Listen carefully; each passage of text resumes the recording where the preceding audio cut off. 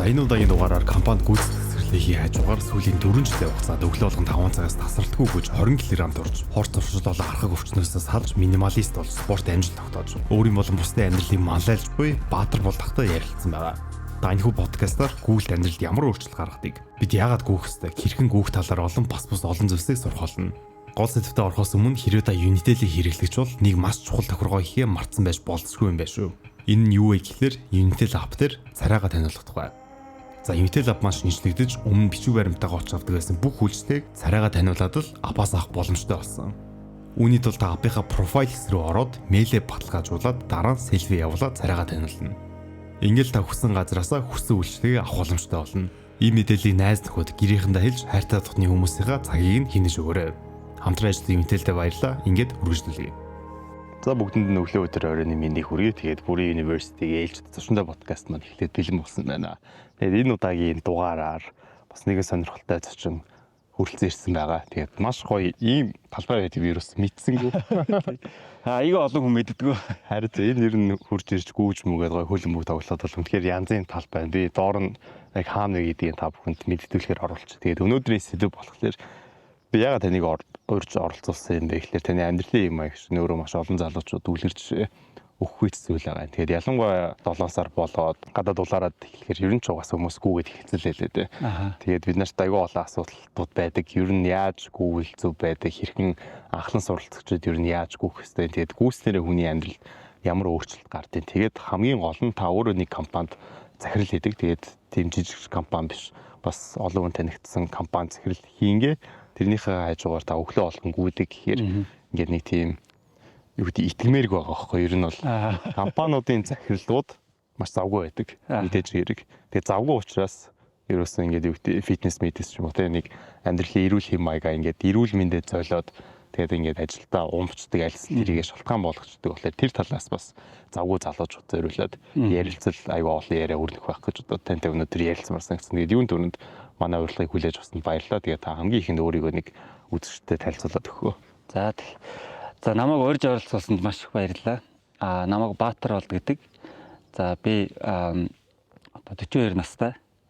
Тэгээд санхүүч мэргэжилтэй банк санхүүгийн салбарт 20 гаруй жил ажиллаж байгаа.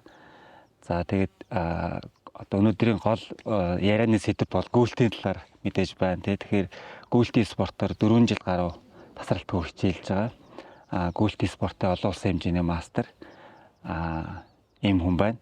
Эхнэр 3 хүүхэдтэй. Тий. Та хизээс гүйж эхэллээ. За би анх 2015 онд Люксембургт сурж байхдаа мастер сурж байхдаа тэнд ANG марафон гэж жил болгон болдог. Тэнд анх гүйж үзсэн. Тэгээд ангийнхаа хүүхдүүдтэй хамтдаа 42 км зайг 4 хуваагаад багийн ийм марафоны төрөлд оролцож үзсэн. Тэгээд гүйлт гэдэг маш гоё юм байна гэд ойлгож мэдчихэд тэрийг амьдралын нэг хэсэг болгож чадахгүй маш олон жил явсан. Тэгээд 20 оны 3 сараас яг идэвхтэй тасралтгүй гүйлт рүү орсон. Тэгээ одоо 24 оны 7 сар гэхээр үндсэндээ 4 жил юм биш. Гаруй хугацаанд тасралтгүй гүйч. Тантай сүүлд уулзаж ярилцж байхад хэдэн килограмм турсан гэдэг яг гүйж гиснээс хойш. Бараг 22 кг үндин байсан. Тий. Одоо багасаа 22 кг илүүжин тэгээд явж байсан. Тэгээд яагаад гисэн бэ гэхээр зэрэг ер нь бол бид нар чинь оюутны ширээнээс гараад амьдрал гэдэг их талаа руу хөрвөөд орчдөг тий. Тэр үедээ бол маш их хүсэл мөрөөдөлтөө. За тийм хүн болно, ийм карьер хийн, ингэж амьдрна гэл маш их мөрөөдөл зориг тээж явдаг. Нэг мэдсэн чинь 40 төхөөд ирсэн байсан. Тэгээд нөгөө дунд насны хямрал гэдэг чинь тэр үед эхэлдэм үү гэж би ер нь ойлгосон. Ингээд нэг өглөөс ирсэн жил нэг том гизг үзээтэй. Тэгэл байцгийгээл бас нэг шоудчдаг. Тэгэл нэг тийм таагүй амьдралын хэм маяг руу орцсон байсан.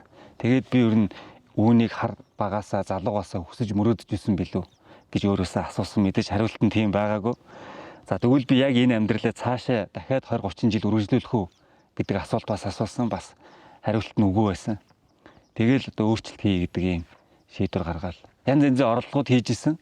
Тэгээ надад хамгийн тохирсон үр дүнгээ өгсөн нь бол яг энэ гүйлтийн спорт байж таарсан л да. Миний ойлгосноор та өглөө болгон сүүлийн 4 жилээрээс тасралтгүй гүйж байгаа гэж ойлгож байгаа зүг үү? Тий. Анх бол би 4 жил гаруй хугацааны өмнө гүйж эхлэхдээ 7 хоногт 3-4 удаа гэдэг ийм зорилго өөртөө тавьсан байсан. Тэр нь маш энгийн зарчмыг мөрдөхөд болцдог. Юу гэхээр зэрэг нэг өдөр гүйхгүйгээр амарч болно. 2 өдөр гүйхгүйгээр амарч болно. 3 өдөр дараалж амарна гэдэг ойлголт байхгүй. Заавал 3 дахь өдөр дээр босчгүй. Ингэхээр яг 7 хоногт 3-4 удаа гүйчдэг байхгүй. Яг ийм байдлаар би нэг 2 жил явсан. Тэгэхэд бол маш үр дүнгээ өгсөн. Тэгээд янз бүрийн тэмцээн оролдоонд орж явж байгаад одоогийн дасгал жуулагчтайгаа таарсан. Монгол улсын шгшээ багийн дасгал жуулагчд орж болон гэж хүн байдаг. Тэгээд орж болон багштай таны шаваар орё гэд 2021 оны сүүлээр одоо хүсэл тавиад тэгээд манай гүцэг гүдэг нилээ хэдэн хүмүүс баг бүрдээд тэгээд шав болж орсон. За тэгээд орж болон багшийн хувьд бид нарт тавьсан шаардлага нь 7 хоногт 1 өдөр амарна, 6 өдөр гүүнэ гэдэг юм шаардлагатай байсан. Тэгэл нэгд өдөр бид нар амардаг. Босод бүх өдөр өглөө бэлтгэлээ хийдэг. За ийм амьдралын одоо хэм маягаар сүүлийн 2 жил хагас гэх юм уу явж гин. Өвөл 11 сард нэг 20 хоног гүйхгүйгээр амардаг. Бусад жилийн 4 улирал ерөөсөө л тасралтгүй. Өглөө болгон 5-6 цагт босоод гүйлтээ хийдэг. Зөвхөн 11 сард амраад тэнгүүтээ ид 9-ийг үерчсэн. Хүүх юм биш тэ 5-аас 6-гийн хооронд гадаа харах байхад тэгдэг. Тий. Ер нь бол өвөл хүйтэн утаа хоёр хамгийн хэцүү байдаг. Тэгэхээр энэ үед бол заалны бэлтгэл рүү орчдөг. За. Тэгээд 2-3 ийм заалтай гэрээтэй. Тэгээд 7 хоногтой 3-4 өдөр өглөөний заалны бэлтгэл хийждэг. Эсвэл гэрийнхээ ойролцоо жим дээр гүйлтийн зам дээр гүйцэдэг. Амралтын өдөр бол өдөр 10-11 цагийн үед нар дээр гарцсан хүйтний ирж арай суларчдаг. Тэр үед бол гадаа цэцэрлэгт хүрээлэнд гүйхэд ямар нэгэн асуудал байдаггүй. Яг сайхан цаг агартаа таарсан хувцас өмсөөл гадаа гүйдэг. Ажлын өдрүүдэд өглөө зааланда. Тэгээд сүүлийн 4 жилийн хугацаанд та гүйж эхлээд хамгийн гол нь аягаа олон амжилтуудыг үзүүлсэн гэж би сонссон байхгүй. Тэгээд та яг өөрийнхөө тэр гаргасан амжилтуудаа ярих юм бол хүмүүст илүү их за би чинь ер нь аягүй тийм мундаг хүнээс одоо подкаст сонсоод байгаа юм биш үү гэдэг мэдрэмжийг төрүүлэх болоо гэж бодож байна. Тий хамгийн гол амжилт бол эрүүл мэнд. Би сонгодон эмнэлэгт 19 оны 7 сард үзүүлсэн. Тэгэхэд бол надад маш эрүүл мэндийн олон асуудал тулгарсан байна. Та бол одоо дотор эрхтнүүд чинь бүгд өөгөлдсөн байна. Илүүдэл жинтэй байна. Цусан дэх холестерины хэмжээ чинь маш их байна.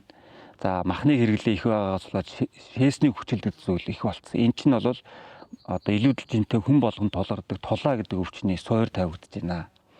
Тэгэхээр та өөртөө анхаар эсвэл та зүрх судас энэ эрүүл мэндийн асуудал ер нь бол таныг ингээд барьж авахд бэлэн болцсон байна гэдэг зүйл хэлсэн. Тэгээ би өнгөж 37-8 настай өөрийгөө залуу хүн гэж бодож итэл тийм өвчний одоо үүр болцсон байна гэдгээ сонсоод надад маш тийм шокны байсан л да. Тэгээд би гүйлт рүү орсон. Тэгээд гаргасан хамгийн том амжилт тэр илүүдэлжин тэр одоо цусан дэх холестерины хэмжээ гэдэг юм уу тэр дотор өөх бүгд байхгүй болсон. Одоо би яг өөрийнхөө өндөр тохирсон биеийн жинтэй болсон илүүдэл өөхгүй. Энэ бол миний гаргасан хамгийн том амжилт гэж би бол бодож байгаа. Хоёрдугаарт яг одоо өсвөр насны хүүхдүүдтэй манай том хүүхд бол 20 настай, тэгээ 18-тай, 12-тай 3 хүүхэдтэй. Өсвөр насны хүүхдүүдийнхээ яг энэ өсөлтийн үед бол би өөрийгөө ингэж ялан дийлж, спортоор хичээлж, би зөвхөн ганцаараа гүйдэггүй, эхнэр маань бас хамт гүйдэг. Тэгээ бид хоёр хамтдаа ингэж гүйлтээр хичээлснээр хүүхдүүдтэй маш том юм үлгэр дуурайл болж байгаа гэж харж байгаа. Энэ бол бас миний бахархдаг нэг амжилтын нэг. Яг гүйлтийн амжилт гэх юм бол одоо гүйлтийн спортоор Монголд одоо хичээлж байгаа хүмүүсийг дэмжсэн маш ийм гоё хөтөлбөр байдаг. Тэрний үгээр зэрэг та эрэгтэй эмэгтэй гэдгээс үл хамааран хідэн настайгаас үл хамааран гүйлт рүү ороод өөрийнхөө яг хүүс насан тохирсон ийм зай болон цагийн болцлуудыг хангах юм бол спортын цол зэрэг авах боломжтой байдаг. За миний хувьд жишээлбэл одоо 40-с 45 насны ийм ангилалт одоо энэ насны эрэгтэй тамирчны хувьд 6 цагийн турш 79 буюу түүнээс дээшээ километр гүйх юм бол гүйлтийн спортын олон улсын хэмжээний мастерын болцол хангадаг. За би яг энэ болцлыг 2022 онд 78 км 300 гүүгээд 700 м дутсан. Тэр гүйлтээрээ спортын мастрын болцол хангаад 22 оны 4 сард Солонгост очиж дахиад 6 цагийн гүйлтийн тэмцээнд оролцоод 6 цагийн хугацаанд 79 км гүйж хит холын марафон гүйлтийн спортоор олон улсын хэмжээний мастрын болцол хангасан байна. За энэ бол яг спортын одоо ийм амжилт. За тэгээд сүүлийн 4 жилийн хугацаанд гүйлтээр хичээлээд өөр дээрээ энэ мэдэрсэн энэ сайхан зүйлсийг бусдад түгээх сурталчлах тал дээр би нэлээ одоо сошиалд идэвхтэй байхыг хичээдэг байсан. Эргэн тойрны хүмүүс нөгөө намайг ямар байсныг мэднэ. Ямар болоод байгааг ингээд харж байгаа учраас надаас айгүйх асуулт асуудаг. Би бас гүүмээр байна. Яасан дээр үү? Юунаас эхлэх үү? Ямар алдаа гарах вэ? Хөл өдөөд байна. Яах вэ гэж маш их асуулт асуудаг. Тэгээ би тэр асуултуудад хариулж явж байгаа сүүлдээ тэрийг ийм хүмүүст хэрэгтэй ном болгоод гаргачихвал зүгээр юм байна. Надаас асууж зүгээр миний номыг уншаал гэж шүү. Тэгээд би ном болгож гаргасан. Гүдэг моги гэдэг нэртэй ном сая 5 сард нээлттэй хийсэн. Интер номын дэлгүүрээр бестселлерийн жагсаалтанд ингээд ороод гараад явж байгаа. Тэгэхээр тэр номыг бас аваад уншвал намайг яг энэ гүйлтийн спортод орсон ямар бэрхшээл туулаад ямар юг даван туулаад гарсан талаар сонирхолтой тийм түүхүүд, асуулт хариултууд байгаа. За ямар ч хамгийн эхлээд асуумаар санагдсан зүйл нь болохоор эрүүл мэндэ та хамаг зөөрэ бүгдийг нь ялан туулсан юм байна. Тэгээд яг таны насны эрчүүд болонгууд нь ялангуяа маш олон эрүүл мэндэ зөөрөд байдаг юм байлээ л дээ.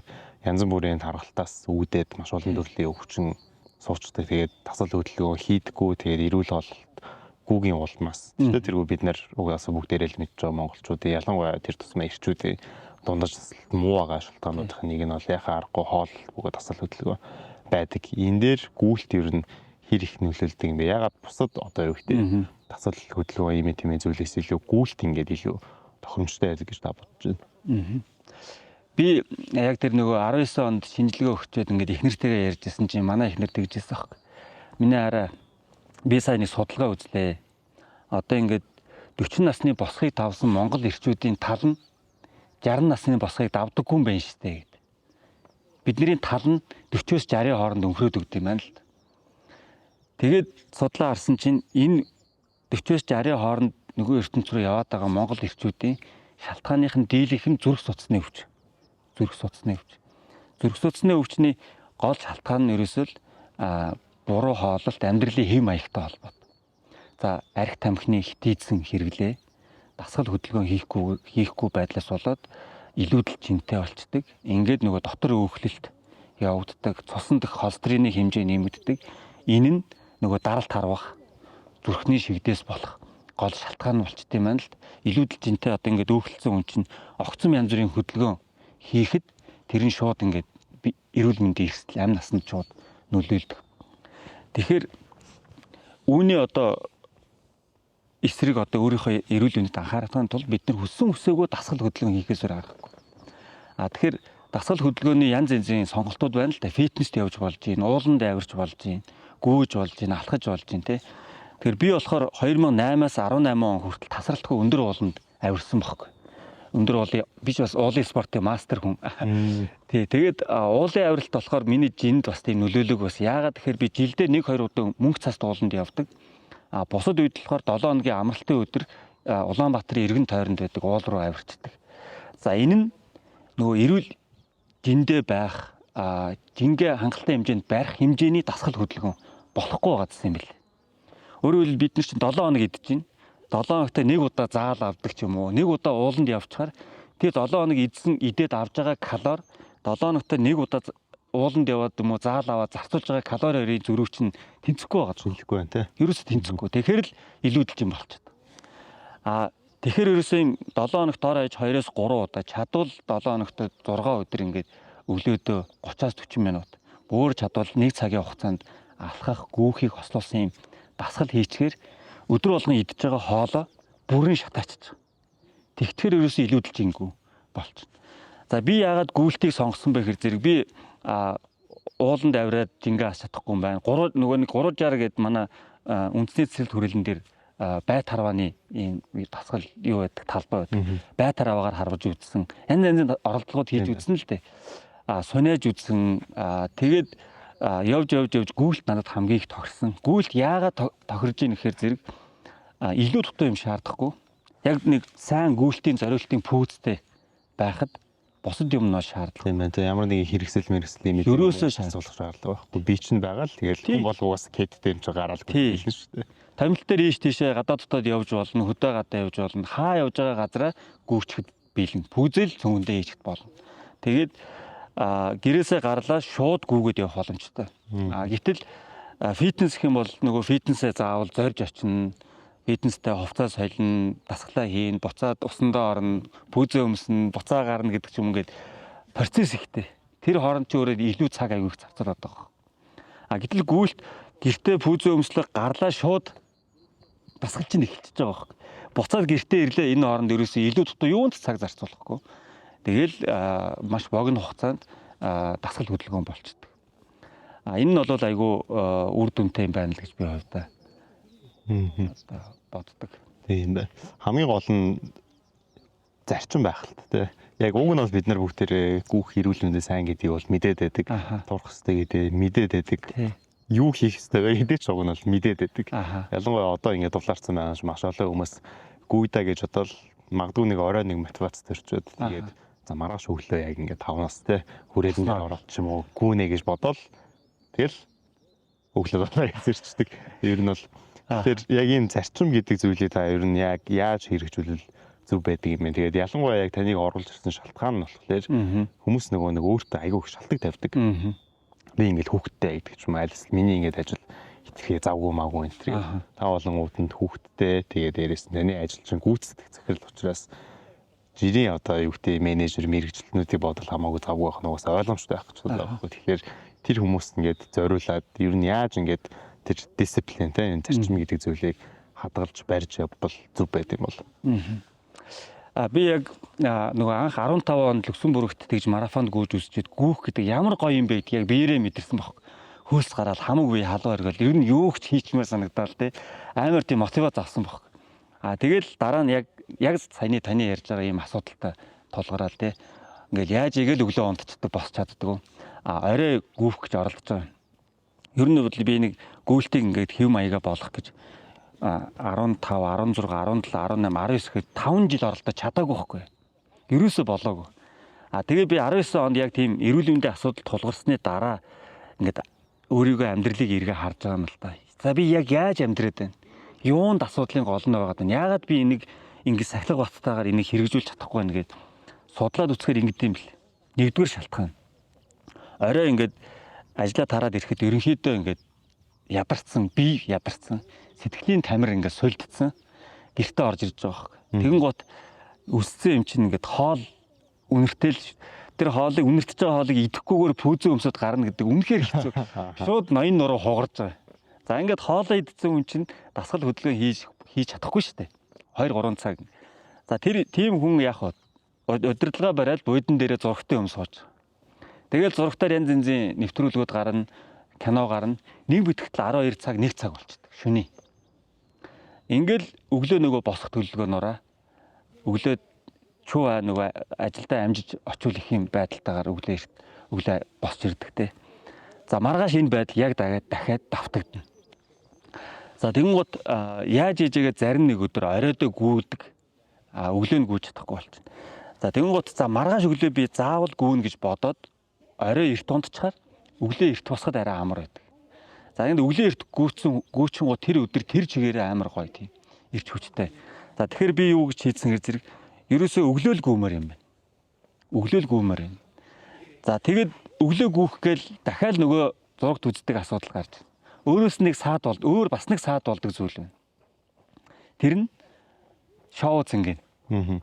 За ингээд 5 дахь өдөр бол бид нар чинь заавал нэг гарах хэрэгтэй юм шиг юм нийгмээрээ сэтгэлгээтэй шүү дээ. Тий. Нийгмийн тийм одоо тарих угаалт гэх юм уу? Хүн болгонд бүр ингээд багаас нь суулгаж өгч байгаа. 5 дахь өдөр заавал гарах хэрэгтэй. Баас ахыг тэмдэглэх. Баас ахыг заавал тэмдэглэх. Энэ бол айгүй буруу сэтгэлгээ гэж бодчих. Энэгээр би маш олон 7 хоногийг, олон жилүүдийг өөрийгөө хорлсон. Энэ ёс жайгийг дагаж.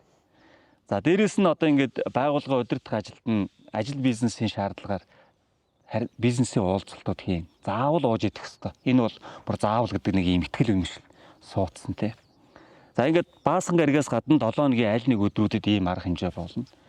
Энэ бас нэг хоролдог зүйл байна.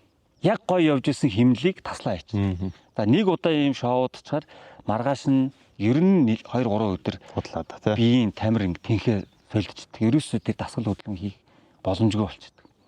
Үндсэндээ ийм хоёр зүйл намайг одоо тэр тасралтгүй гүйлтэр хичээл хэв маягийг алдагдуулж байна гэж дүгнсэн. За тэгээд би ямар шийдвэр гаргасан хэрэг зурагт үзгээ болъё гэдэг шийдвэр гаргасан. 20 оны 3 сард зурагтаа будентайгаа гэрээсээ гаргаа хийцэн. За. Тэгсэн чинь яадгүй шүү, тэр зурагт үздэг байсан зурагт үзэхэд зарцуулдаг байсан цагаа унтдаг болоод унтчаадаг цагаа өглөө унтчаадаг цагаа гүйдэг болсон. Ерөөсөө ийм ялгаа хийсэн. За ингээл 7 хоногт 3-4 удаа гүүгээд ингээ 2 жил явсан. Дундуур нь бас нэг шоу цэнгэн маань байгаад байгаа. За тэгтэл ямар ч гэсэн зурагт үзэхгүй учраас өглөө босоод ингээд гүүгээд сүүлийн 2 жил гаруй хугацаанд бол тэр шоу цэнгээ нэг ч ерөнхийдөө хассан. Тэгтээ найз нөхөд ажил бизнесийн шаардлагаар орой хүмүүстэй гарна орон тий. Энэ үед бол заавал тэгж архиухгүйгээр алкогол хэрэглэхгүйгээр бусдаа сайхан харилцах. Яг л ууцсан юм шиг байж болдог. Тийм хөвчлөр орсон. Хүмүүс ч гэсэн намайг эхэндээ бол за чи битээ маяглаад аливаа нэг татчих гээл ингэдэг байсан. Тэгдэг. Тий. За юу сүртэй ингээд. Яг ингээд олон жил ингээ олон сар жилээр яваад эхлэн гот хүмүүс эхэндээ шахдаг байсан хүмүүс эн чинь нэрээ гүйддэг. Нэрээ энэ маргааш тэмцээнд орох. За эх 7 хоног тэмцээнд үнэн байхаа гэж шахахаа болчтой. За угаасаа ойлгомжтой. Тэгтээ уухгүй ч гэсэн гоё ингээ байж болдог. Тэгэхээр бид нэр зүгээр нэг юм сэтгэлгээний асуудал байгаад байна уу гэж надад харагдаад байна. Тийм юм байна. Нэгдүгээрт би бол ингэж ойлголоо. Яг нэг таслан зогсоож байгаа шалтгаанууд байгаа шүү дээ. Яг таны зарчмыг одоо бид нарын зарчмыг тэр шалтгааныг нь та ерөөсөө хүчээр гараа хийсэн байна тийм. Телевизээ шууд будентайгаа хамт гаргаж хаяа нийдэг чинь тэрийг нэг хүмүүс болохоор ингээд одоо юу гэдэг баг багаар гэдэг ч юм уу тийм. За жишээлбэл одоо яг бид нарын үе одоо залуучууд болохоор телевиз мэлэцсгээс утас болсон шүү дээ. Тэгээд утсаа ингээд үзэн за утсаа би өнөөдөр магадгүй нэг цагт одоо юу гэдэг өмнө магадгүй 3 4 цаг үсдэг байсан бол өнөөдөр тэрийг нэг 2 цаг болгочих. Тэгээд хязгаарлыг тэгэхээр тэр нь худлаа болчтой юм шиг байна. Оронд нь ерөөсөө угаасаа үүсэхгүй. Тэртээ орж ирлээ утсаа нэг одоо юу гэдэг нэг шүүгэндээ хийгээд тэр чигтээ ингээд хатлаад хайчих юм бол тэр нэг хамаагүй үр дүнтэй байдаг гэдэг нь яг тэний бодингийн жишээ байгаа байхгүй. Хоёрт нь болохоор бас нэг айгүй гоё ингээд анзаарчихсан зүйл нь ялангуяа шоу ч юм уу ямар нэгэн зүйл дээр хүн өөрөө хин байх нь амар чухал юм байна л тэ. Та угаасаа ингээд гүүгээд тэр нь одоо юу гэдэг таны найз дэрэн дөрний хүмүүс чинь таныг хүндэлдэг болсон. Энэ угаасаа ийм хүнгээ боддог болцсон болохоор таныг нэгсэндээ шахах байгаа шүү дээ. Худлаа зүгээр нөгөө амаараа би ингээд маргааш гүүн гэвэл хин ч идэхгүй би ч шахах. Багтаа худлаараа та гэлээ. Тийм юм байна. Тий. Ах トゥ нарын ингээд янз бүрийн уулзалт одоо найр хоримч юм уу арга хэмжээ болдсон шүү дээ. Тэнгуут бас ингээл за та хоёр удлаа бити ингээм аялаа даа гэж тэгдэг байсан. Эхэндээ эхнэр битэрийг сүүлдээ ингээд бид хоёр яалтчгүй ингээд сошиал дээр тэмцээнд оролцсон, амжилт гаргасан, гүйж байгаа ингээд оруулахар чинь энэ хоёрын яриад байгаа нь үнэн юм байна. Нэрээ энэ хоёрыг ингээд хорлоод яах вэ гэд сүүлдээ шахахаа болчдөг. Бас зарим үед бол янз бүрийн тийм арга хэмжээнд дээр дуутахаа болчдөг юм байлээ. Тий, за дээр чи ирэхгүй гэдэг ч юм уу. Тэгэхээр яг ингээд нэг устаас ялгарна гэдэг шиг найз нөхөд юунууд хамаатнууд донд ингээд бас нэг ялгаа гараал явчихдээ юм байна. Хамгийн гол нь та цагаа ер нь тэгээд үнэхээр зохицуулж байгаа чинь ингээд айгүй энгийн нэрэлээд байгаа байхгүй. Та ингээд одоо юу гэдэг амархан болчих юм шиг. Гэхдээ та чинь өөрөө асар завгүй хүн. Ер нь энэ дээр одоо юу гэдэг би лавшруулаад асуумаар байгаа юм л та. Яг үнэхээр яаж болгоод байдэ? Би тэр нөгөө 4-5 жил тэгж одоо гүүхийг хэвнэл болох гэж явж байхдаа мэдээж бид нар чи бүгд л анх удаа амьдарч байгаа те яавал ингээд зөв амьдарчих юм болоо гэж арга ирэл хийлэл явж байгаа шүү дээ. Тэгээ маш их ном уншдаг, хүмүүсийн яриа лекц сонсдог те. Тэгээ тэрэн донд би нэг 2-3 ном надад агиох нөлөөлсөн байдیں۔ Тэр дадал зуршлын хүч гэдэг Power of Habit гэдэг ном байна. Тэр нөгөө Дайны нэг зохиолчийн гаргасан аз жаргалын түлхүүр Keys to Happiness гэх ном байна. За тэгээд бас нэг Япон хүмүүсийн бичсэн би ингийн амьдралыг сонгосон эмх цэс центр гэдэг тийм номнуудыг ингээд уншаад надад төрсэн сэтгэл бол хүн аз жаргалтай амьдрахад тийм их зүйл хэрэггүй юм байна гэдгийг бол ингээд тэр номнуудаас аягүй тодорхой байдаг. Дээрээс нь хамгийн гол зүйл одоо та сайн асуугаад байна шүү дээ. Энэ их завгүй амьдрал донд яаж зохицуулж ийн гэдэг. Байж байгаа. Тийм их зүйл хэрэггүй гэдэг та дахиад жоон дэлгэрэнгүй тайлбарлаад өгөхөө. Одоо би бол тэр одоо амьдрал дээр ингэж гараад манай одоо үеийнхэн чинь 90-ад оны аягүй хэцүү үеийг туулсан. Хүүхэд нас өсөж явах үедээ. Тэгээд нэг юм хоосон, ядмаг ходоод хоосон материалын хувьд ядмаг юм өссөн учраас биднээс итгэхүйд эд материал цуглуулах ёстой гэдэг ийм одоо майндсет суудсан байдаг гэх юм уу. Тэгээд би ингээд ажил дээр гараад цалинтай болохоос эхлээл ингээд ямар нэг юм авах ёстой. Гэрээ нэг ийм тавилга тогтлоор дүүрэх ёстой. Ийм машин унаатай байх ёстой. Тийм хувцастай байх ёстой. Тийм цагтай байх ёстой гэдэг ч юм ингээд нэг ийм эд материал авч тэр нэг хүүхд залуу насныхаа тэр нэг ийм орон зайг нөхөх гэж нэг би айгүй их олон цагийг олон жилийг зарцуулсан юм шиг надад санагддаг байна. Тэгээ яваадсэн чинь нэг их эд материал дунд нэг их бүдүүн гүзээтэй тархан хүн болцсон байсан байхгүй. Тэгэн гут би энэ чинь нэрээсээ биш юм байна гэдгийг ингээд олж мэдчихэж байгаа байхгүй. Аз жаргалыг хөөгөөд байсан мөртлөө. Хөөгөөд байгаа мөртлөө шүү болоод л байгаа гэсэн. Яг үнэ. Би ингээд эргэн тойронд маш их эд тогшилтоо дунд нь аз жаргалгүй, эрүүл мэндгүй нэг юм бүдүүн нөхрөл болцсон байсан байхгүй. Тэгээд би сэрсэн л дээ. Энэ бол биш юм байна. Сэрнэ гэдэг чинь ихтэй бас айгүй том өөрчлөлт байх тийм. Ухаарлж гэх юм уу. Дил хүмүүсээс ирдэггүй баха. Миний бодлоор бол шийддэггүй ерөөсөө. Юуны Роберт Дауни Jr. гэдэг нөгөө манай Iron Man-ийн жүжигчин байгаа шүү дээ. Мань үн чинь багасаа 5-6 мургаатайгаа байхаас нааш аав нь айгу бүтэхгүй нөхөр. Аав нь хүүдээ ингээд энийг сороод өстэйгээ тамхи өгч мөгөөл. Бүр ингээд хар тамхи хэмтэрт бүр ингээд багаас нь донтолцсон байхгүй. Тэгээ тэрнээсээ болоод ууг нь өөрөө лаги авэстэй мөртлөөсөө тэр хар тамхины донтолтоосоо болоод Холливуудын одоо стаффууд бүгдээр нь өөрийг үзэн ядцсан байсан. Тэгээ манд хурж сүулдэ ингээд шорон моронд ороод нэг өдөр пак гэж гарчдаг байхгүй. Ингээ юу ч болоогүй юм шиг эзэж хэрэглэхээр өтөвчн гараад гасныхын дараа нэг хэдэн жил болсны дараа нэг сэтгүүлч өөрөөс нь асуусан юм. Та яаж гарсан ингээд гарах хэцүү байгаа вэ гэд. Тэгсэн маань хүн гарах бол хамгийн амархан байсан гэж байгаа байхгүй.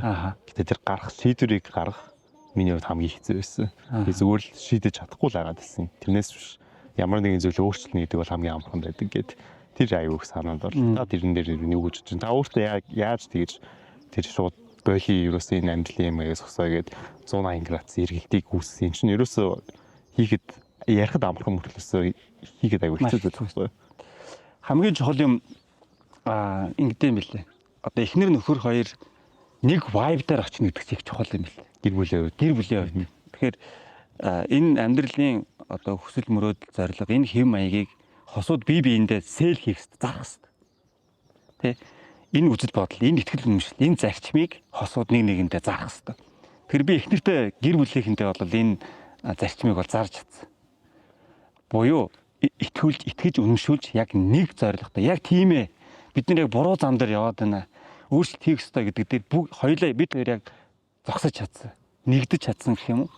Хэрвээ би шийдвэр гаргачаад эхнэр маань шийдэхгүй бол энийг хэрэгжүүлэх айгүй хэцүү.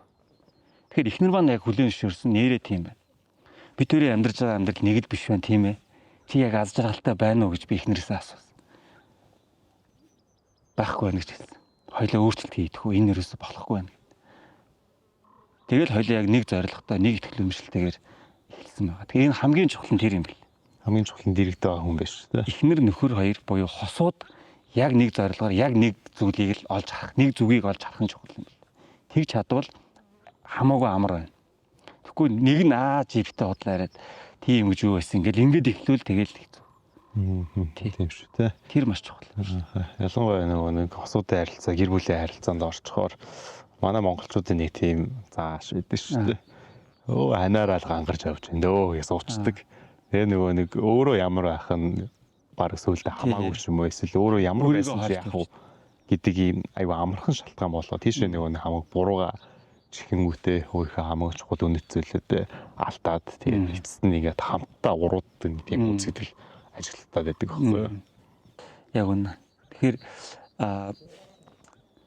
одоо тэр олон эд тогтолт дундаас өөрсдөө олж хараад сэрээд хийсэн өөрчлөлт маань тэр л дээ. Тэр хогшлуудыг л багасгасан юм. Хэрэггүй бүх юмнуудаа зарахын зараад хаяхын хаяад хүнд өхийг нөгөөд маш цөөхөн эд зүйлтэй үлдсэн. За тэгэхээр орчноосоо ихсэн юм шүү дээ. Минимал болгоод Тэгсэн. Тэгэхээр одоо надад бол жишээлбэл бид нар шиг ингээл ханыхаа шкафаар дүүрэн ном өрчөөл те. Би нэг номон дээрээс уншчихсан байхгүй. Хүн амьдралдаа ингээд айгүй сайн уншдаг хүн 500 ном л уншдаг. Тэр 500 номон дундаас эргэж уншдаг ном нэг гарын 13-наас цөөхөн байна. Эргэж уншдаг ном. Тэгэхээр би нэгэнд уншсан тэр номыг тэнд өрөөд яах юм бэ гэж бодсон. Яа хүнд үзүүлэх гэж өрөх юм те. Тэгэл тэр номнуудыг хүнд бэлгэлээл ингээл гих мэтчлэнгээр ингээд номоо хайна гэдэг чинь хэцүү шттэ. Наастаа манай гэрт битүү ном байгаа шүү. Тэгэхээр ерөөсөө гол юм нь ингээд бид нэг хин нэгэнд зориулж маш өөрийгөө зовоод юм байна. Хин нэгэнд зориулж амьдралаа үрдэм байна л гэж би харсан. Тэгэхээр тэнд зориулгаа болчих. Жишээлбэл ингээд гэртээ тавилгагүй тэгэн гут цагаан сараар яах юм гэж хамгийн түрүүл асуудаг байхгүй. Хамгийн түрүү асуудаг зүйл. Чи цагаан сараар зочид ирэхээр яах юм? Цагаан сарын нэг 2 3 өдөр л байгаа байхгүй. Тэр 2 3 өдөр зориулж би 365 хоногийг өрмөөргөө байхгүй. Нэр бас тийм шүү те. Яг нөгөө нэг тавилга мавилах ч юм уу гэрт байгаа эд тогшлуудаа ботхоор яг хэрэгжилж байгаа цаг нь айгүй цөөхөн те. Маш бага. Тэгэл за энэ хизээ нэг өдөр хэрэг болж магадгүй л авчдаг нөгөөх нь хизээш хэрэг болохгүй байж л байдаг. Тий. Тийм. Тэгэхээр яг тийм зүйл зориулж би айгүй олон цаг хугацаа он жилүүдийг өрн таран хийж тэр чинь эргээ цаана айгүй олон үр дагавартай юм л тэрийг худалдаж авах гэж мөнгө хэрэг болж. Зээл авч, зээлийн хүү төлж. Тэгээд цаг наргүй ажилд хөдөлмөж стресстэй болж. Стресснээс одоо гэр бүлтэй зарцуулах цаггүй. Бие биендээ зарцуулах цаггүй. Ингээд амьдралын бүх юм тэр циклээр ингээд яваад орчиж байгаа. Тэр ингээд буцаач шүү дээ.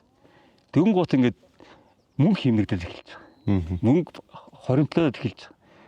Үр зээлтэй хүний сэтгэлгээ, амьдралд хандах хандлага, хоримтлалтай хүний хандлага хоёр ямар баг вэ?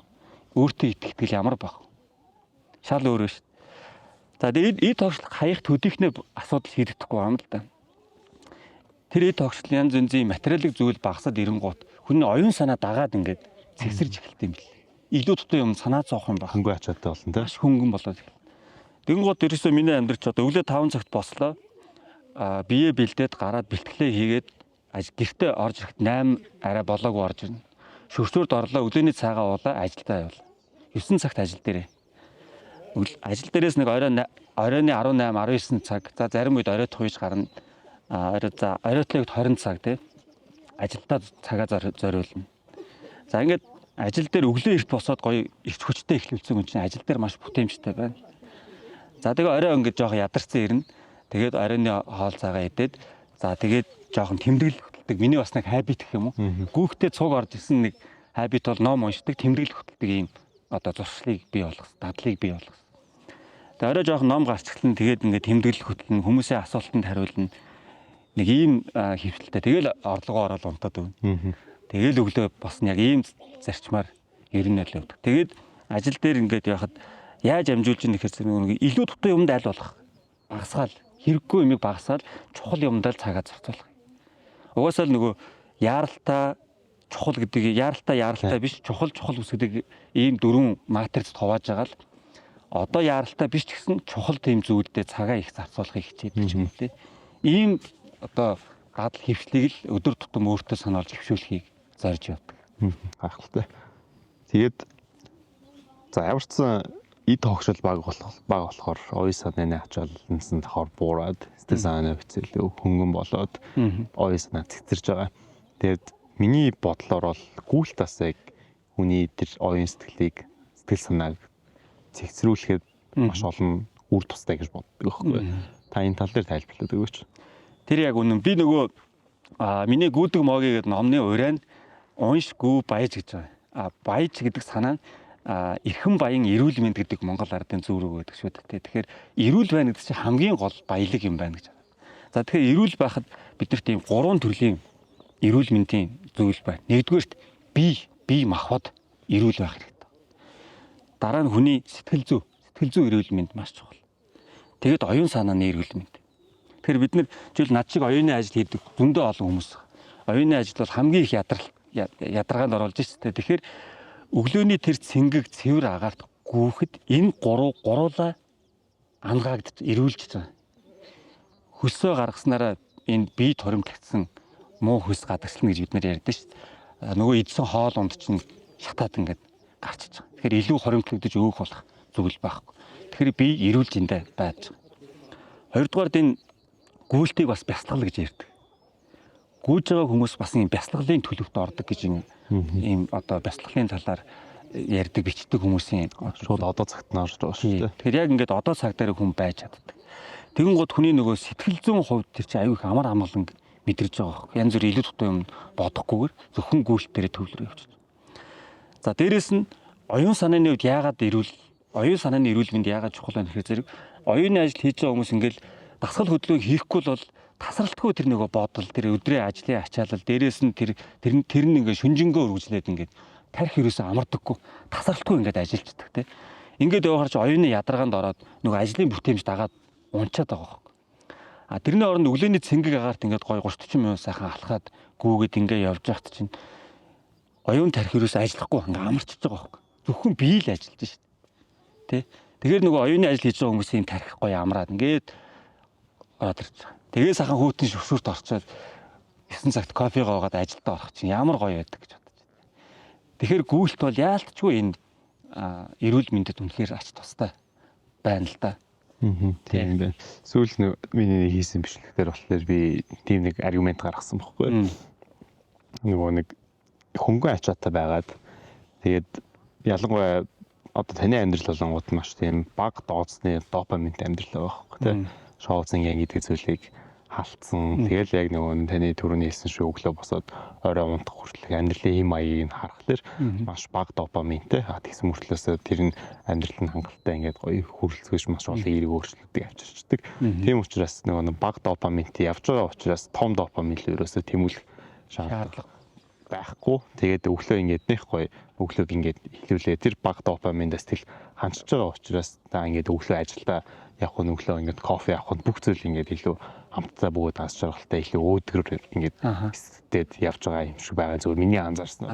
Тэгээд эсрэгээр нөгөө нэг шоуцингийн орцсон ч магадгүй ингээд таны 5-6 жилийн өмнөх ингээд тэр амьдралын хэм маяг нь болохоор ингээд их допаминтэй байсан учраас дагаад нөгөө нэг тэрийгэ хүсэж тэмүүлчсээр хагаад нөгөө нэг энгийн одоо уйтгартай гэж хэлж болох үйл зүйлүүд нь яг л сөрөгдийн нөлөөтэй болцсон. Стресстэй болцсон юм шиг байна.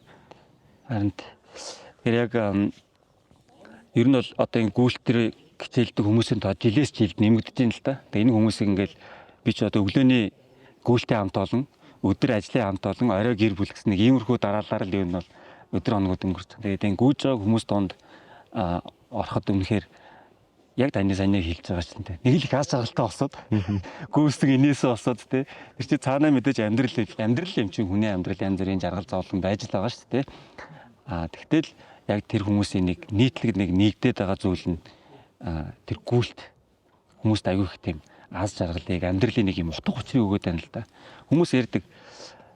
За туулаа аягүй хурдан гүйдэг тэд насалдаг. Тэр амт нь тэгж явдаг тэд насалдаг энэ төр гээл те. Гэхдээ энэ ерөөсөө тийм уртнаас тухай биш байгаа. Гүйлт хизээч уртнаасыг амлахгүй. Зүгээр л утга учиртай байдлыг л амлаад байгаа. Амьдралын утга учирыг. Тэгэхээр нэг юм нийт одоо надад бол тэгж санагддаг.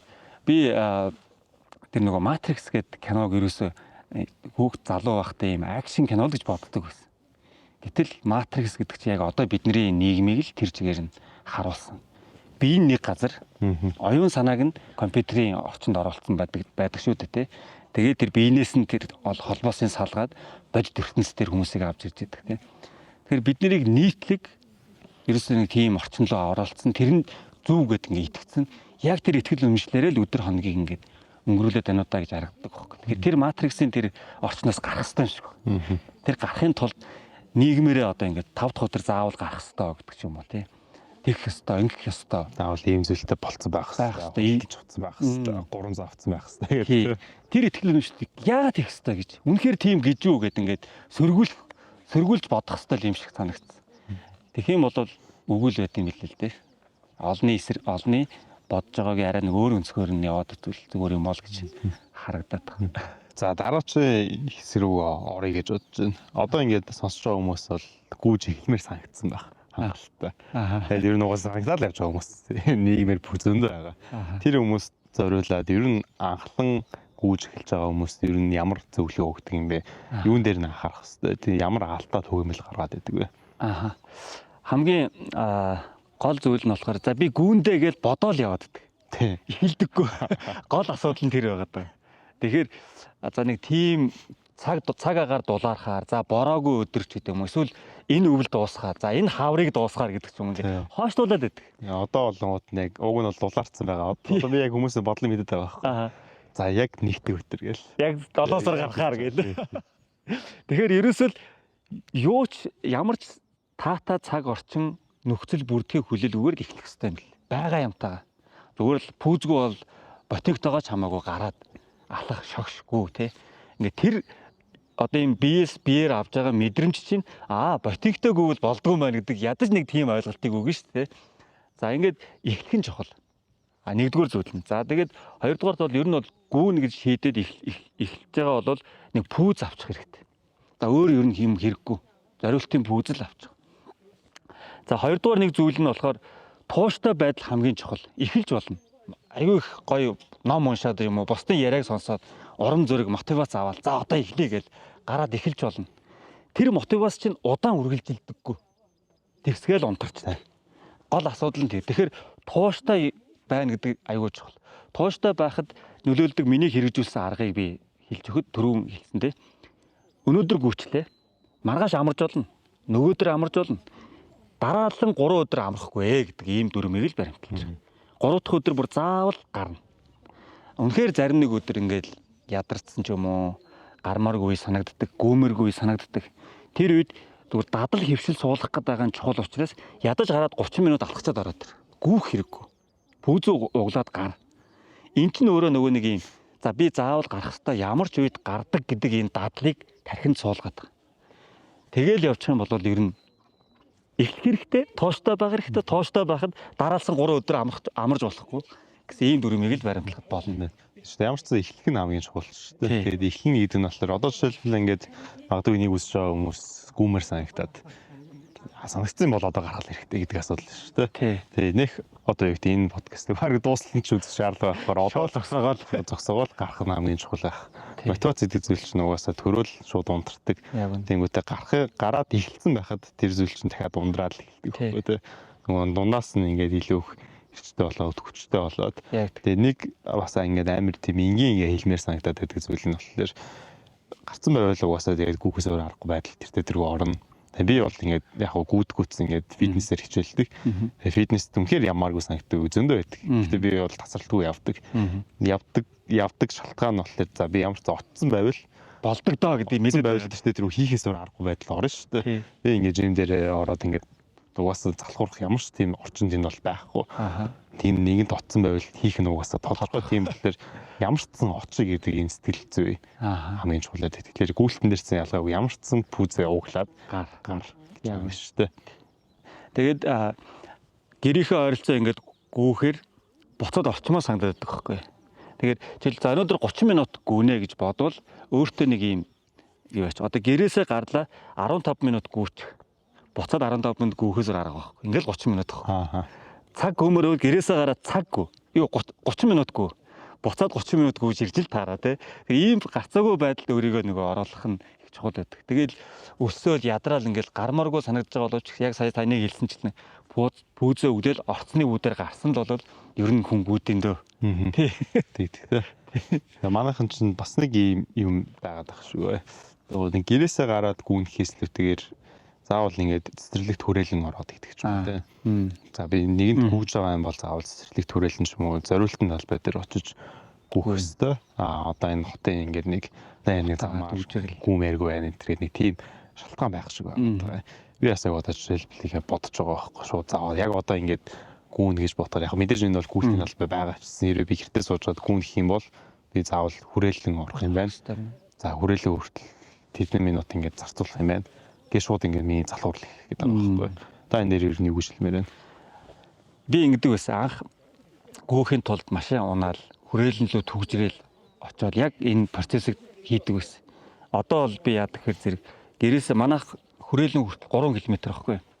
Гэрээсээ гараад хүрээлэн хүртэл зөөлөн шогшоод зам болгоомжтой гараад ингээ явсаар хагаад хүрээлэнд очиход би гоё халтсан байдаг. За тэгээд тэнд очиж яг нөгөө жинхэнэ хурдны бэлтгэлүүдээ хийн. Тэгээд буцаад гэрлүүгээ зөөлөн шогшоод ирэхэд яг тэр бэлтгэл ингээ төгс болдог байхгүй. Тэгэхээр гүйлтгэхээр зүгээр л ингээл нэгэн хэвийн гүйлтийг ингээл өдөр болгон хийгээд байна гэсэн үг байдаггүй. Ингээд өдөр болгон өөр төрлийн гүйлтүүд хийж хүний бие хөгждөг. Гүйлтийн чадвар илүү сайжирдаг. Тэгэхээр тэрэн дээр бол ингээд миний нөгөө гүйдэг моги гэдэг номон дээр ингээд марафоны хөтөлбөрүүд байж байгаа. Тэрийг ингээд дагаад хийх юм бол айгүй ойлгомжтой байна. Тэгэхээр хоёр дахь өдөр бол жишээл хурдны давтан гүйлт гэдэг гүйлт хийдэг. Тэгэхээр гэрээсээ гараа шогшоод тэр зориултын талбай дээр очичоод тэр гүйлтээ яг тэр давтан гүйлтүүдээ хийчихэд буцаад гэрлүүгээ шогшоод ирнэ. Тэгвэл заавал машин унах хэрэггүй. Тий. Үнэхээр залхуураад бол скутер унаад тэр хүрээлэнд очичоод эндээсээ гүйж болно тий. Яг үнэ. Би оюутан байхдаа нэг 100 яг өдөр болгон гүйдэг байсан. 7 хоногийн 5 өдөр бол заавал хүрээлэн орчод гүйчдэг. Тэгээд манайх бас нэг 2 км-ийн зайтай байдаг. Тэгээд яг алхаад ингээд гоё бие халаад очоод яг хүрээлэн дээр гүйгээд тойрохоор яг болцдог байсан. Тэр үед би зөв буруу гэдгийг мэдэхгүй байсан гэсэн ямар ч миний гүйлт болохоор 1 минут яг хурдны гүйлт хийгээд тэгээд 30 секунд жоохон удаанаар ингээд шогшонгоо ингээд яг алхаж болсон шний хөнгөн гүйлт хийгээд гэдгийг ингээд өргөжлүүлээд явдаг гэсэн байхгүй. Яг ер нь яг анх гүйж эхэлж байхдаа ер нь ямар хуу пейстэй гэх юм уу те. Ямар одоо давтамжтай хурдтай ер нь гүйвэл одоо хамгийн үр дүнтэй бүтээмжтэй байдаг вэ. За ер нь бол эхний ээлжинд бол зүгээр л гүү янз янзын юм бодох хэрэггүй. Тий. Ингээд аяндаа ингээд гүүгээд би чинь ингээд одоо тэр гүйлт гэдэг зүйл дасаад эхлэхийн цагт та ингээд гүйжээвэл гүйдэг хүнтэй таарна. Тэр таны гүйжих явц янз бүрийн тэмцээн оролдоон болно. Тэнд ороод үүс те. Ингээ явж байгаа хоорондоо бас юм унш судал. Аяндаа гүйлт рүү нэг ороод эхлэхээр чинь YouTube дээр гүйдэг хүмүүсийг дагдаг ч юм уу. Facebook дээр гүйдэг хүмүүсийг дагдаг ч юм уу. Тэгэхээр ийм тэр хүмүүсээс ингээд санаа оноо аваад эхэлнэ. За тэгээд яг ингээ уншаад судлаад үзэх юм бол гүйлт чинь дотор их олон төрлийн бэлтгэх. Одоо жишээл фитнест явдаг хүмүүс өдөр болгон цээж хийдэггүй шүү дээ. Нэг өдөр цээж хийн, нэг өдөр нуруу хийн, нэг өдөр хөл хийн, нэг өдөр хөвлий хийдэг ч юм ингээд хослолдог шүү дээ ээлжлээ. Яг тэрнтэй адилхан гүйлт одоо 7 хоногийн өдөр болгон өөр төрлийн гүйлтүүд хийдэг. Тэгэхээр тэр болгоныг ингээд туршлага хоримтлуулахын хэрээр сурна. Эхэндээ бүх юмыг мэдчихэд тэгээд гүүнгүүл тэр өдөр чинь ирэхгүй болчиход байгаа байхгүй. Тийм болохыг хүлээгээд дээ шүү. Тийм болохоор одоо ингээд гүүх тохоо бодож байгаа хүмүүс тэр болгоныг одоо мэдэх ерөөсөө хэрэггүй. Зүгээр л сайхан гараад гүүгээл бие дасах. Нэг зүйлийг анхааруулж хэлэхэд хит хол битгийгүүгээрээ хит хурдан битгийгүүгээрээ. Яагаад тэгэхээр бие организм чинь тэр гүйлт гэдэг зүйл дасаагүй байдаг учраас бэртэл хэмтэл авчдаг. Ингээд нэг бэртчих юм бол за энэ гүйлт бол надад тохирохгүй спорт юм байна. Болиё гэж ингэждэг. Тэгэхээр ингээд айгүй хүрээлэн таарч нэг хүмүүс ингээд хурдан хэсэг хүмүүс хурдан гүйжэвэл дагаж гүйлэл бол дуусаа. Гүйж байхдаа хүн бэртэж байгаагаа мэддэггүй. Гүүгээ дууссан хойноо ингээд энэ тэнд ингээд өвчин орц зөөлөд гимтсэн байж байгаа. Тэгдэж штэ гүйж дуусчаал жоохон халан гол энэ шилбэмэл. Тий яг үнэ. Тэгэхээр гүйж явах үедээ тэр бэртэл авж байгаагаа анзаардаггүй. Тийм болохоор ерөөсөө яарах хэрэггүй. 7 хоногт дор хаяж 3-аас 4 удаа 30-аас 40 минут гэдэг дүрмийг баримтлал хэсэг явчих. 1-2 сар явсны дараа аяндаа бие чинь гоё хөнгөрөөл туршлага хоримтлогдаал ирнэ. Тэр үед за одоо нөгөө яриад исэн гүйлтээ ямар төрөл байдаг гинэ. Аливаа хэдх өдөр нь аль төрлөөр нь гүйвэл болдог гинэ гэдгээ судлаад эхэлж болно шүү дээ. Тэр үед бол одоо ингээд судалж мэдснээс илүү нөгөө нэг нухацтай биеэрээ үтцсэн байгаа юм чи. Яг энэ зөв юм байна гэдэг зөв орж ирэх нь шүү. Тэгнэ гэсэн үг. Тийм болохоор ингээд бид нар чинь нөгөө нэг айгүй их онлайн мэдлэгтэй тэрийгэ практик хэрэгжүүлдэггүй тийм мэдлэг их байгаа шүү дээ тий. Тэгж хэм мэдэх хэрэггүй. Зүгээр л үйлдэл хийх нь чухал юм дэл. Тийм байна. Тэгээд гүдэг цагийнх нь хувьд нь би бас асуумаар байгаа байхгүй. Гэтэ таних бол угаасаа ойлгомжтой. Ер нь бол өглөөл юм байна л да. Тэгээд би бол яг оюутан байгаа байсан үедээ тийм ажил биш ялангуяа зуны авралтсан байсан бол тэр яг үдээс хойш доо гараад гүйчдэг байсан. Ер нь яг ингээд тохиромжтой цаг. За ер нь энэ цаг л хамгийн зүгээр юм байна шүү гэдэг цаг таны хувьд л өглөө ах шүү байгаа гэж би ойлголоо зөв үү? Зөв. Ер нь бол хүмүүсийн ажил амьдралын хэв маягаа тохируулж агаад хамгийн тохиромжтой цаг нь аль вэ гэдгээ сонгоод гүүхэн чухал. Миний хувьд нөгөө 7 хоногийн ажлын өдрүүдэд офисын ажилтаа учраас би надад өглөө гүүх, орой гүүх гэдэг хоёр сонголт үлдчихэд байгаа. Өдрийн ажлын цагаар гүүх боломжгүй. За би орой гүүж үзсэн. Орой гүүхээр яг ажлаа тараад ирэхэд хүний бие сулдсан, сэтгэл зүйн ачаалтаа оюуны ядаргаанд орсон ирдэг учраас гэрт ороод хувцас солиод гарах магадлал маш бага. Тэрний оронд орой эртхэн унтж амарчаад өглөө босоод гүүх юм бол хамаагүй сэргэр байдаг. Тэр өдөрт айгүй их тохиромжтой. Тэгэхээр офисын ажилтны хүмүүс бол өглөөд илүү тохиромжтой. Надад санаад.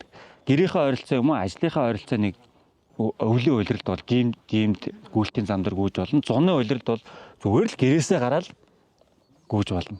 Тэ? Тэгэхээр өглөөний гүйлтийг л би зөвлөнө. Тийм байна. За түрүүний хальт бэртэл гинтэлгээд ярьлаа. Анхлан суралцагчд айгүй их бэртэх кейс нь их байдаг гэдээ ойлоо. Түрүүнийг жоохон камер бичгдээгүй байгаа үед нэг суул яриагаар хийлээ л та тэр талаараа нэг жоохон дийлэрэнгүү яаж тэр бэртэл гинтлээс сэргийлэх нь зөв байдаг вэ? Ямар нэг одоо жишээлбэл үүдээ тос мос төрөх хэрэгтэй байд юм уу? Эсвэл бие халаахтаа нэг тийм зөв тасал байд юм уу? Юу нь яах хэрэгтэй вэ? За ер нь бол одоо ингээд байнгын дасгал хөдөлгөөн хийдэггүй хүмүүс бол бие организмын хувьд бол жоохон одоо хөгжил сул байгаа шүү дээ. Тийм үед ингээд мотивац аваад шууд гараад хурдтай ингээд гүйх юм бол шууд бэртэнэ. Тэгэхээр юу гэж зөвлөх үгээр зэрэг ерөөсөө яарч хэрэггүй. За би бол 3 сарын дараа нэг гоё гүйдэг болцсон байна да. 6 сарын дараа гэхэд би ястаа гоё болцсон байна гэдэг ийм алсын зорилго тавьчих. За тэгчээд өнөөдрөөс эхлээд аажмаар баг явна гэсэн үг. За гүйж эхлэхэд хамгийн түгээмэл тулгардаг асуудал бол өвдөгний өвдөлт. Энийг бол IT band syndrome гэж нэрлэдэг энэ өвдөгний өвдөлт байдаг. Энэ өвдөгний өвдөлт юунаас шалтгаалдаг вэ гэхээр зэрэг мэдээж илүүдэл жинтэйгээр гүүгээд эхлэнгуут хамгийн их ачаал авдаг эрх биеийн хэсэг бол өвдөг. Тэгэл энэ ачаал аваад эхлэнгуут өвдөж эхэлдэг. Тэгэхээр энэс өвдөгний өвчнээ өөр нэг шалтгаан нь биеийн ерөнхий хөгжил. Одоо энэ кор булчингууд буюу нуруу, хэвлийн энэ хөлний булчингууд сул байгаагаас болоод тэр ачаал аваад эхлэнгуут зөөлөн эдийн гэмтлүүд явчихдаг. Тэгэхээр энэс сэргийлж бэртэл гэмтлэхгүй гүүхийн тулд яах вэ гэхээр зэрэг нөгөө нэг дараалсан 3 өдөр амрахгүй гэдэг дүрмөө барь. Тэр чинь жингийн чинь ингээ аажмаар бууруулахад нөлөө. Тэгээд зөөлөн алхах, шогших ийм байдлаар ингээ явж байгаад бие жин буурах хэмжээнд буурах болгонд хурд чинь нэмэгдэнэ гэсэн үг. Гүүх зай чинь нэмэгдэнэ гэсэн. Тэгээд гүүчээд амарж байгаа өдрөө болохоор заавал жим ийм гэхгүйгээр нөгөө биеийн жингээ ашигласан дасгалууд байгаа шүү дээ. Body weight exercise гэдэг. Push up байна. Squat гэж суулт босолт байна. Plank байна. За сунаар хэвлийн нөгөө эзний таталт байна те. Гэх мэтчлэн зүгээр биеийн юугаа ашигласан, жингээ ашигласан ийм дасгалууд хийгээд байх юм бол ерөнхий хөгжил аюул сайжирдаг. Тэгэл ийм хоёр юм л хослуулах хэрэгтэй. Дахиад давтаа хэлэхэд дараалсан 3 өдөр амарч болохгүй. 2 өдөр амраад 3 дахь дээр нь гар. Тэгээд би амарж байгаа өдрөө тийм биеийн хөгжил сайжруулах дасгалууд хий. За гүйж байгаа үедээ хит яарж хол хурдан гүйх хэрэггүй, аажмааргүй аяндаа явн чангарна. Тэгээд тасралтгүй байж чадвал тэгэл ер нь бол туршлагч нь аяндаа хилээд өгөндөө. Тийм байна. Таны одоо юу гэдэг хувийнхны хувьд чинь тэр тэгээд нөгөө эрүүл мэнд гэдэг үүднээс авч үзэхээр хүнд хамгийн чухал булчингууд чинь яг хүний кор буюу нуруу, гэдэс, хөл байгаа шүү дээ. Та эдгээрийгээ сая 300 мянган удаас нээсэн энэ ярьж байна шүү дээ. Тэгээд энэ яг эрүүл мэндийн хувьд яг одоо миний насан дээр болохоор нэг тэгж анзаарахдаггүй байгаа. Тэгтээ тэр үл ингээд залуу нэг ингээд суулт муулт өгдөг ч юм уу тийм зүйлүүд бол байхгүй. Гэтэ ингээд энэ тентхийн хүмүүстэй яриад юм сонсохоор ялангуяа нөгөө нэг нас явах тусам тэр кор булчингуудаа хөгжүүлэхгүй юм бол нөгөө нэг тийм ор семинар гэдэг шүү дээ. Нэг 80 гарцсан өөр ингээд жижиг болоо бүр ингээд багсаараа тийм бүхтийцэн. Тийм болохоос сэргийлдэг юм шүү байна. Тэгээд одооноос та ер нь яг хүүхээс гадна ямар нэгэн тийм тасал энтерийгээд яг ирээдүйдээ ингээд бэлддэг үү? Ер нь бол одоо ингээд 40 хүрээл хүн гил болгон 1% ингээд болчин маасаа алддаг юм бэл. 40 хүрээл дасгал хөдөлгөөн хийхгүй бол шүү дээ. Тэгэхээр бид нэр ингээд 40 хүрэхэд аль хэдийн дасгал хөдөлгөөн хийхгүй явсараад нурууны суулттай, морилттай болцдог. Ер нь бол тийм хүмүүс маш их байдаг. Манай ихнэр хүртэл нурууны суулттай болцсон байсан. Нябо учраас айгүй их олон цагаар суудаг. Тэгээ гүйлтэр ороод 4 жил болж байна. Одоо тэр нурууны суулт нь бүр ямар ч асуудалгүй болсон. Эмчд үзүүлсэн нурууны суулт байхгүй болсон. Тэгэхээр ерөөсөө нэг гүйлт хийгээд дасгал хөдөлгөөн хийнгүүт хүний нурууны гол булчингууд чангарангууд одоо зөүлийн эдийг ингээ барьж идэг зөүлийн эд ясны донд зөүлийн эд байгаа тий. Энийг ингээ барьж идэг зүйл чинь нурууны булчин юм байна л та.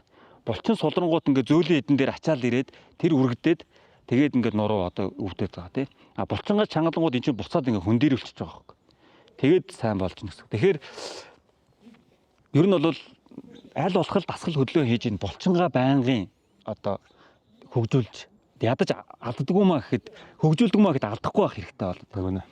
Тэнгуут ингээд баян ингээ гүүгээд эхлэнгууд манай зарим эргэн тойрны найдад асуудаг л да. Би чинь илэгддэг юм уу гэд. Би саяхан нэг аюу гоё. Хүн чинь тэр асуултыг ингээ бодоо яваад дим л юу гэж хариулах хэвтэй юм болоо. Нэрээ илэгдэж байгаа болоо яаж байгаа болоо. Би саяхан аюу гоё хариулт олсон. Гүүл өөх илэгдэнэ. Гүүхгүй бол булчин илэгдэнэ. Тэгэхээр булчингаа хөгжүүлэхийн тулд дасгал хөдөлгөөн зайлшгүй хийх хэрэгтэй. Тэгээ булчингаа хөгжүүлэхийн тулд гүүхээс гадна ингээд дим ингээд элдв янзын юм ерөөсөө бид нар ингээд дандаа нэг юм шалтгаан хаагаад байдаг. За тийм байхгүй, жим байхгүй, тэр өрөөдөг төмөр байхгүй. Зүгээр л сонио л да тий. Зүгээр л планк барил л да. Зүгээр л сууж босол тоо тий. Ийм дасгалууд л хийгээд тахт хангалттай. Тэгэхээр энэ нурууны суур булчин байна. За энэ хөл гойны булчин байна. Энийг хөгжүүлэхийн тулд ерөөсөө л миний хувьд ингээд хийсэн зүйл би 2008 оноос хойш тасралтгүй ууланд авирсан. 10 гаруй жил ууланд авирсан. Мөнгө цаст ууланд. За тэгээд зуны гой тэр үед мөнгө цаст ууланд авирахаас гадна жилийн бусад удирлуудад Улаанбаатар хотынхаа эргэн тойрондох уулуудад байнга хайкинг хийдэг байсан. За энэ 10 гаруй жилийн энэ уулын авиралт нь миний энэ хөлний булчин их сайн хөгжүүлсэн юм уу гэж одоо эргэж бодогддог. 2018 оноос би 3 жил гаруй хугацаанд одоо хүчрэг ирчүүд гэдэг ийм фэйсбүүкийн групп байдаг. Ирчүүд дандаа сониад. Энэ группт ороод би админ л да сониож эхэлсэн. Тэгээ би 3 жил гаруй хугацаанд 200 гаруй мянган удаа сониасан. Тэгээд админ нь болохоор тэгээ бүр амар хичээгээд байсан.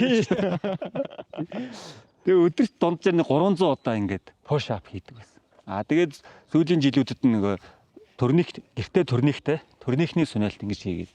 Тэгэхээр иймэрхүү ийм суур булчингуудаа ингээд сайн хөгжүүлсэн нь маш богино хугацаанд гүйлтийн спортоор амжилт гаргаад ингээд спортын цол зэргийн нормативыг хангах хэмжээнд ийм сайн гүйхэд нөлөөлсөн юм уу гэж одоо эргэж би бол дүгндэг хөхгүй. Тийм яг үнэ. За ер нь одоо ингээд манай подкастын цаг маань өндөрлөх чинь. Тэгээд хамгийн сүүлийн дээр таны яриа болохоор яг л ийм л юм байгаад байна шүү дээ. Хэрвээ гэртээ ч санаж чадахгүй хүн байх юм бол тэртээ гарч гүүхэн байхгүй юу ч хийж чадахгүй тийм болохоор хэрвээ ингээд ямар нэгэн асуудал хөдлөө хийх гэж байгаа юм бол ядаж гэртээс наахж байгаа яг тэрийгээ даван туулахгүй тиймхэн зүйл даван туулахгүй юм бол угаасаа хоолын зүйлүүдийг бол мөрөдөд бол хэрэггүй. Тэгээд ямар ч сан хэрвээ хийж эхэлж байгаа бол яг одооноос л хийж эхлэх хэрэгтэй. Тэгээд олон жилдээ бодохгүй ямар ч сан пүүзээ өмсөд гадаа гарчихтай. Тэгээд таны хэлсэн дээр нөгөө 70 туршилттай холбоотой 3 хоног алгасуулахгүй байх гэдэг бол бас аюул чухал бид нарын байнгын тархиндаа бодоод байж хэвчээ зөвхөн гүйлтэн дээр ч биш маш олон одоо дадал дээр болонгууд нь хэрэгч хүчтэй байх шүү. Тэгээд хамгийн сүүл та үзэгчтэй зориулаад ямар нэг мессеж хэлж байгаа юм бол та мессеж хэлээд тэгээд энэ удаагийн дугаар өндөрлөе гэж бодож байна. За тэгээ маш их баярлалаа. Би тэгээд энэ гүйлтээс дамжуулж амьдралдаа маш олон эерэг сайхан өөрчлөлтүүдийг авсан. Тэгээ би энэ талаараа олон хүнд хүрэх зорилготой Гүйдэг Моги гэдэг ном гаргасан байгаа. Тэгэхээр энэ төр номын дэлгүүрээс энэ номыг аваад уншаараа таны амьдралд том өөрчлөлт хийх маш олон санаа ухаан тэнд байгаа шүү гэж хэлмээр байна. Маш их баярлалаа. Баярлалаа. Олон хүнд аягүй их урам өгсөн подкаст гэдэг хэлээ. Тэгээд тань дараа амжилт ажилтны амжилт хүсье. Маш их баярлалаа. За баярлалаа. Ингээд дараагийн дугаараар уулзъя. Бай бай.